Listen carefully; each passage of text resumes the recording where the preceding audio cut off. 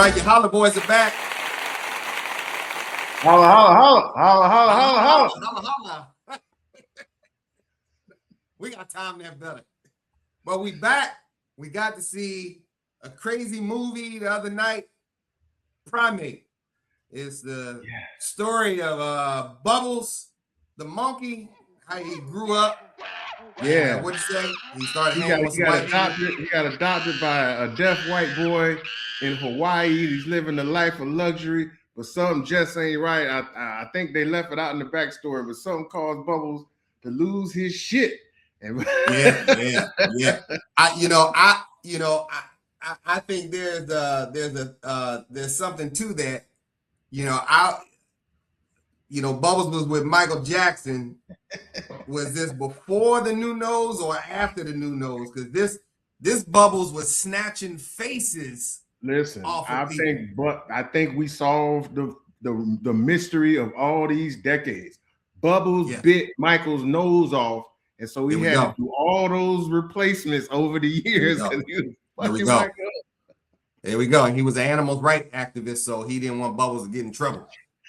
we didn't create a whole new narrative for him. We got a whole new backstory for this movie because it really needed it. It needed something else. I think you would agree. It did. So what we talking about? We talking about Primate. So let me drop the log line on him real quick. So Primate is a natural horror film, and it's actually directed by Johannes Roberts, who I actually like some of his other work. He did Resident Evil. He did The Strangers Pray at Night. He did 47 Meters Down, which was crazy. I like that one. I like that one. You like that one? Yeah. I like 47 Meters Down. Primate is, a movie about a tropical vacation goes awry when Ben, a family's adopted chimpanzee, is bitten by a rabid animal and suddenly becomes violent. So, we're going to give you a hot take on it. Love no more. That was about a rat. That was about a rat, but yeah. The only Ben I know is the rat. And Michael Jackson was singing the song Ben. I think there's some conspiracies there, man. Hey, the moral to the story is y'all ass can't make everything a pet. That's your problem, white people. No. Everything is not a pet. Some things is wild animals. They're meant to be left in the wild, and stop trying to act like you can tame every goddamn thing. Let a monkey be a monkey. And you're gonna do some monkey ass shit. Get that monkey. Well, let's tell the folks who we are. All right. So I'm Jay Gregg. I'm a screenwriting professor, screenwriter, producer, and I'm all about story, character development, and art. And I'm Essex O'Brien. I'm the actor. I'm all about what hits, what misses, what should have stayed on the cutting room floor. And listen. Yeah. This one here. Yeah, man. Yeah. Where do we start, Jay Gray? Where do we start? Tell me about the acting. What you think about the acting? Man, this ain't an actor's movie. This ain't a movie for no actors. This is hollering and screaming, being scared, being a victim. Listen, this movie, this is a popcorn movie. You know what I'm saying? You either rooting for the people or you rooting for the monkey. Yeah, get that monkey. Who I was rooting for, but there was nothing that stood out about the acting. At first, I didn't understand why they cast the deaf actor. We'll get his name in a minute. Who did a good job? Adam. Yeah. But then when you watch the rest of the movie, it made sense why they chose to make the character deaf. And I know he's been in some critically acclaimed stuff, so he did a good job. But this is not a film that you go for the acting performances. So we'll go ahead and just squash that. Nobody was like out of character or like bad, but it just wasn't that. Yeah, you really go for the scares. That's it. You want to see this monkey go monkey, and that's exactly what he did. I agree with you. I think there was a story there, or they tried to make a story there or a theme, about fathers being there for their daughters because, they said dad's never home. He's an author and he's always gone. And then, you know, the youngest daughter was upset because the sister is always gone, just like dad. So I guess, you know, the theme here is, you know, to try and spend more time with the people that you love, because you never know, they might get their face ripped off by a monkey. Right. It had nothing to do with nothing. You know what I'm saying? Like, if that was your attempt to like make us care about the characters, it didn't work. It didn't work, especially with how this movie was marketed. This movie was marketed as this was going to be terrifying. This is going to make you jump out of your seat. This is going to make you cringe. And so when you do that, you know, there's other ways you could go about making me care about your characters. Otherwise, I'm just going to be rooting for the monkey. Yeah, we always talk about being emotionally invested in the characters, and I just didn't have it here. I just kept yelling at the characters to get the hell out of there, because I was like, all right, you find out that the monkey don't like water, drop kick his ass in the water.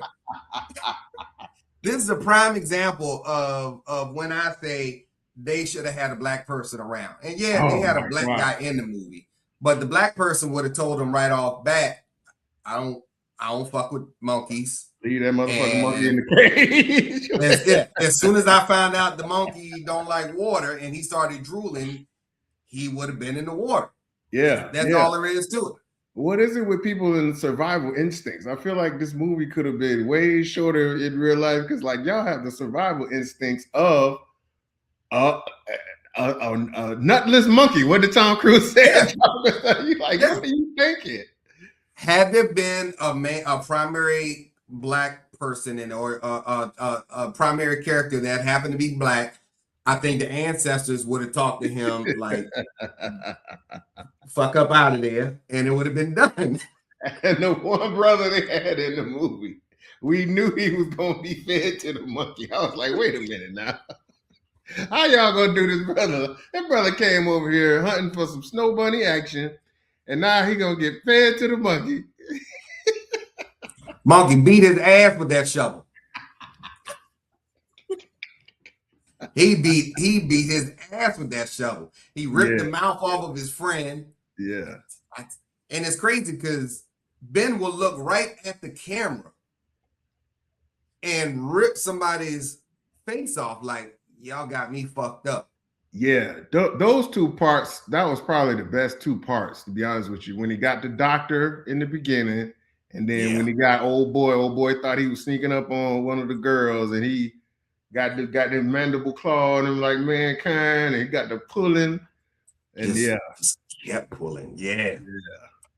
That was crazy. I hadn't seen nothing like that before, but you know, I personally will not be knocking on the monkey glass no more at the zoo.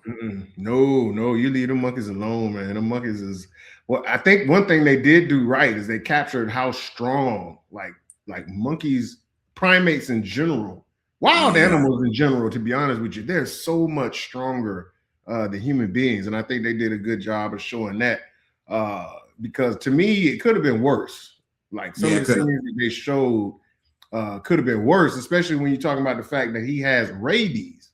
Yeah. So like they kind of toned it down, if you asking me. I don't know about you.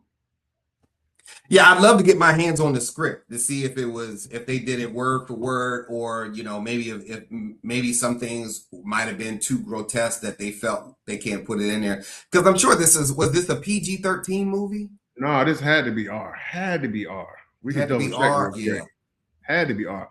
But that's what I'm saying. Like the way you marketed it, you know, they was like showing people having these reactions in the theaters and stuff like that. And maybe I'm a little too desensitized. Maybe that's just me. But I thought they held back a little bit as opposed to what could have been. Because like I watch a lot of nature shows, and man, that could have been a lot worse. Yeah, so I was waiting. R, I was waiting for that moment of horror, and I felt like I only got it a couple times, to be honest with you.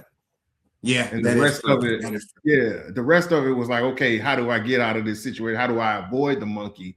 But you know, marketed to me like this monkey gonna go ape shit, and he did, but to me it was a little toned down. Like okay, when he got the doctor, I was like, that was cool, but then I expected to see more of the aftermath. Like they showed only a little close up premise of the whole face being gone, but I wanted to see the totality of it. You know what I'm saying? Because that's what I was expecting going in. Jumping up and down on faces. Yeah. And Thank God it wasn't the silverback. Oh hell no. Well, I think that's illegal to keep them. You can't keep them as pets anyway. But you know how they do. Yeah, they got a tail. Yeah, you saw Tiger King. You know the rules don't really always apply. You got Tiger King. Yeah, that's what I always say. Hey, you know, a white person needs a black friend, and sometimes a black person needs a white friend. Just gotta tell people sometimes when shit just ain't right. You know. Yeah. I know you want to help, but look at Jane Goodall. Jane Goodall helped monkeys, but she went out to their territory. Oh yeah. Oh, that's the one that Sigourney Weaver played in that movie. Remember that movie back in the day, Gorillas in the Mist? Yes. Yes. That was a good movie. Yeah. Jane Goodall went out there. Yeah. She didn't bring the monkey home. Yeah. And so another thing, okay, the monkey's got rabies, and the explanation for it is that he got bit by a mongoose. A mongoose, Ricky Tikki Tavi. Yeah, so I was like, okay, that was a little convenient, but this is supposed to be a real smart monkey though. He know how to use the computer and all of that. So the monkey, the monkey didn't just say, "Hey, I don't feel well." So he should use that little machine. All he's doing is pointing, but he's doing all this other talking on the machine. He couldn't tell you he ain't feel well. Yeah, he should have pushed the button on the machine. Antibiotic. Hey, come on, man. Antibiotic. Hey, this rabies mongoose get me down. Right. So it's just again the plot was feeling bad. Feeling bad. Right. So the plot points was kind of it was lost. So you was just waiting to just enjoy basically the chaos and the drama. And if you got a weak stomach, then this might not be for you. But if you kind of like into the gory horror stuff, then you'll enjoy it. But at the same time, for me, you're gonna want a little bit more. Yeah, I think you went to the screening, and I went and saw it yesterday, and the audience that was pretty much in there were like young adults.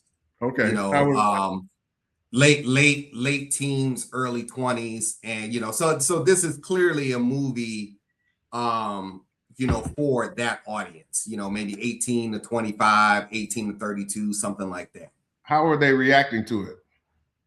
There were some jumps in there, oh my God, stuff like that, but nothing serious. Okay. I mean, it wasn't one of those movies where we had to sit and think about think about it like, oh my God, like what did I just see? This was great. It was, as soon as it was over, the credits hit, everybody got out.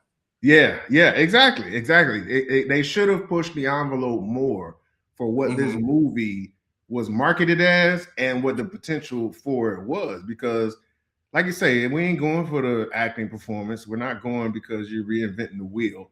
This is in the horror genre of shock and gore. So give it to us.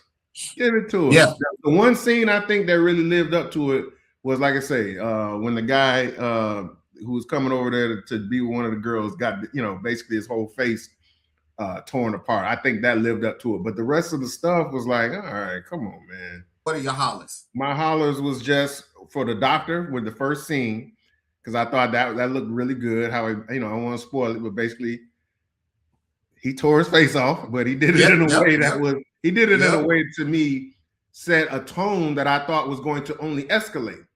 So I was like, oh yeah. And then the next one was when they got Buddy, towards basically tore his jaw off. And I thought this would be ratcheted up, kind of like Terrifier. Yeah. If anybody's watched Terrifier, they just get worse and worse and worse as the scenes go on, and you kind of watching through this. But there was really, after that, it was more like laughter. You know what I'm saying? When you laughing at a bunch of idiots who ain't got no survival instincts, and you're like, that's what your ass get. But just as far as the horror part, it was just them two parts, man. So that was the only parts that I was just like, oh shit. Yeah. I had the similar hollers. I think when the dad came home and he was deaf, and all this shit is happening behind him, but he doesn't know it. And I was like, damn, am I supposed to laugh at this? You know, but you know, all this stuff was happening behind him and he couldn't hear it. You know, his daughter's getting attacked, the monkey going monkey, and he don't know what's going on. He eat a slice of pizza. That's what I'm saying. So, like, people in the audience, when I saw it, most of us were kind of laughing at that and giggling at it. It wasn't something that we were, again, we weren't invested in the characters enough to like be like, Dad, look, go help her, go help her. We just wanted to see like what the fuck was going on. Yeah. So, yeah. And I was sitting behind a guy, I'll tell you this real quick. I was sitting behind a guy, and before the movie start, he was kind of talking about, somebody wrote an article, and he said it's basically Cujo set with a monkey. and he was like, see that, so it's just, and he was like, basically, you know, and more of a body count. And so I turned around to him, I said, so you didn't come here to see people get fucked up? That's why we're there. Yeah. But most of the audience were like, it's more like we're in on the carnage. We're not, because again, like you said, we don't really care about the characters. One, because of how it was marketed, and two, because of they really didn't set it up for you to care. Like, it's just you ain't got no business having this monkey. This monkey ain't got no business being here. And now here we are, and you about to get what the fuck coming to you. Yeah. Monkey win monkey. That's it. So how many hollers would you get? Ah man, I'll go two. This, like I say, this is one of the movies you put on during the day when you ain't really doing shit. You probably on your phone and you turn and look when the action parts are, then you're going about your business, and maybe you watch it again, maybe you don't give a shit. But yeah, and that analogy with but see, Cujo had a little bit of a build, you know what I'm saying? And we felt for the characters. We saw the backstory of the characters. Yes, absolutely. And you saw more of a slow descent into rabies madness with Cujo, but you don't get that with this. This basically I would have even you know, enjoyed it, you know, because they started giving backstory on the mom, and they say that the mom died. Yeah. And you know, maybe they could have given, you know, changed the backstory, you know, the mom died trying to save animals. The daughter saw the mom die or something like that. So, you know, she has bad anxiety or something like that. Like, I didn't even feel like the characters really had flaws. You know, we talk about that all the time. They were just kind of flat. They were just there. Yeah. To, you know, for the monkey to, you know, get at. Yeah, exactly. And then some of the other characters were just that too. Just another people, I guess, other people that you care less about than the main people that you don't care about in order to see the body count. So yeah, it was a real paint by the numbers. The gore didn't really go there like they should have to me. So barely a two out of 5 holler, man. Yeah, I would agree. I'm gonna give it. I'll give it a 2.2, 2.25. And that's just because, you know, the monkey got that ass. You know, the monkey was on them and gave them what they deserved. Leave them monkeys alone. Ape shit. Yeah. That was a prime example of, he's so cute. Don't bring that home. Listen. Stop messing around with these wild animals. They belong in the wild, or they belong, if they in the zoo, don't hit the wall. Keep your hands in the ride at all times. Yeah. Let the monkeys be monkeys. Lead them out there in the wild. You know. Yes, sir. They come your way. They come your way. You go the opposite way. You know. The two should never meet. With this fucking Hawaiian shirt on and shit. That's the other thing I thought was funny too. Like, he still had this damn shirt on the whole time. I was like, oh my God, off, man. That house was dope though. That house on the cliff was dope. Yeah. Oh man, that was really nice. All right. Well, that is our review of shenanigans going on. Yeah, exactly. That is our review of Primate. Feel free to go out and see it, or just wait till it comes on streaming. My recommendation is to wait till it come on streaming. Maybe even Tubi. I mean, yeah, because I mean, there's nothing really. It's not like it's in IMAX and 3D and all that shit. It's, you know, it's. That would have been cool to see. Other things you can go pay your $50. What'd you say? Say that again. I said that would have been cool to see the mouth get ripped off in 3D. Oh, something. But they did shots. Yeah, the shots too. Like, go ahead and let me see it. Give it to me, man. Some of these tight ass shots, man. What you holding back for? You either gonna make your money or you ain't. So you might as well go for it. So yeah, whatever. Yeah. All right. Well, that's our story, and we sticking to it. Make sure you check us out. Holla, holla, holla, holla, holla, holla.